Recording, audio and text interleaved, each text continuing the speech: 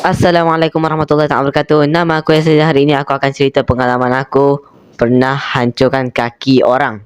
Okey, mungkin ada beberapa yang tanya macam mana lah aku ni tiba-tiba boleh hancurkan kaki orang pula kan. Okey, mesti aku cerita. Time ni aku masih kecil lagi. Aku tak ingat aku time tu darjah berapa dah masuk sekolah ke tak. Asalkan time tu aku ingat yang aku ni kecil lagi.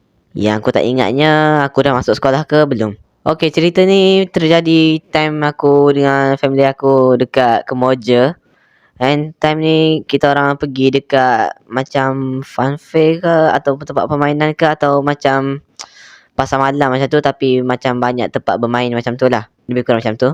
And aku nak main satu permainan ni, dia macam permainan aku panggil ni permainan motor je lah. Tak, bukan permainan motor yang macam ni. Dia macam ada tempat dia sendiri, macam ada track dia sendiri.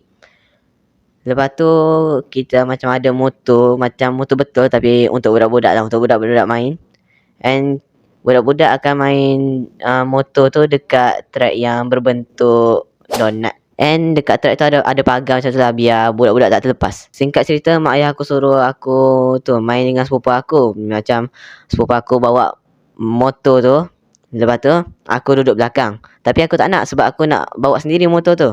And akhirnya aku pun ada motor sendirilah untuk main.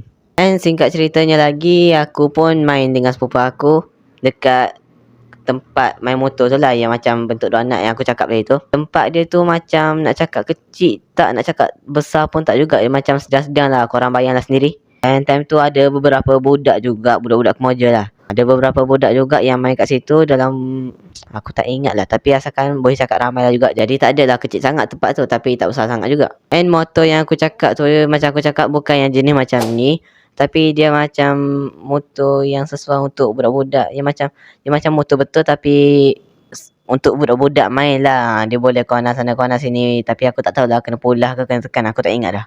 Aku pun main dengan sepupu aku dan budak-budak Kemoja lain dekat kawasan track tu. And lepas beberapa minit macam tu, aku pun rasa boring. Sebab macam aku cakap, tempat dia macam bentuk donut macam tu. Jadi dia pusing je.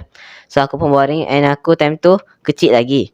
So kalau aku boring, aku rasa nak turun terus. Aku rasa nak main benda lain pula.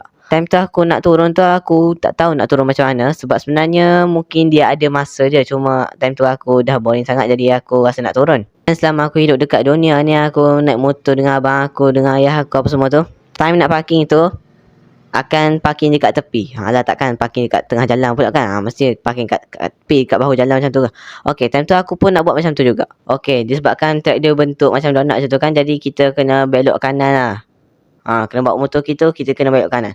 Okey, time ni aku nak corner sebab aku nak parking. Aku acah-acah nak buat pandai lah. Lepas tu aku try corner, aku pergi dekat macam kawasan pagar dia tu untuk aku nak parking. Tiba-tiba aku perasan ada abang-abang tu yang macam pemilik permainan tu kot aku rasa. Sebab macam kita nak main permainan ni kan kita kena bayar kan. Kita bayar dekat abang tu.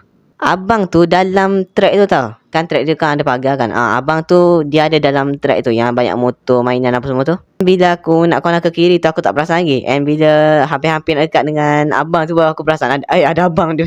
Lepas tu kong,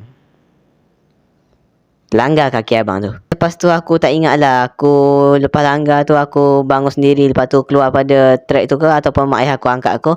And abang yang aku langgar tu pun aku tak tahulah, dia antara dia tu keluar daripada track tu sendiri ke ataupun ada kawan-kawan dia yang angkat dia, aku tak tahu. Sebab time tu aku macam, apa yang tengah jadi ni? Aku langgar orang ke? Macam tu aku rasa.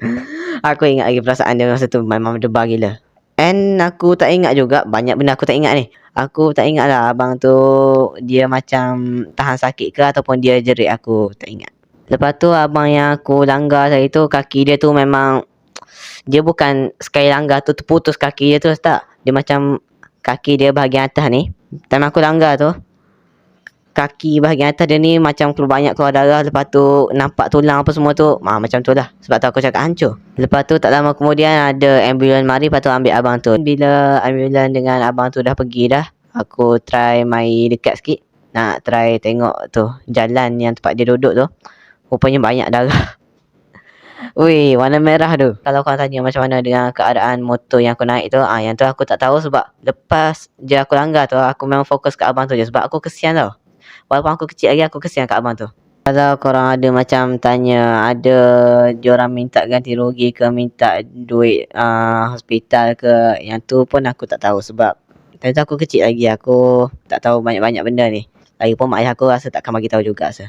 And ini betul-betul salah aku tak naik motor dengan sepupu aku nak main sendiri, lepas tu aku buat-buat pandai nak corner, nak parking apa semua tu, padahal dia ada macam ada masa dia sendiri, tapi aku pula yang ikut suka je macam tu.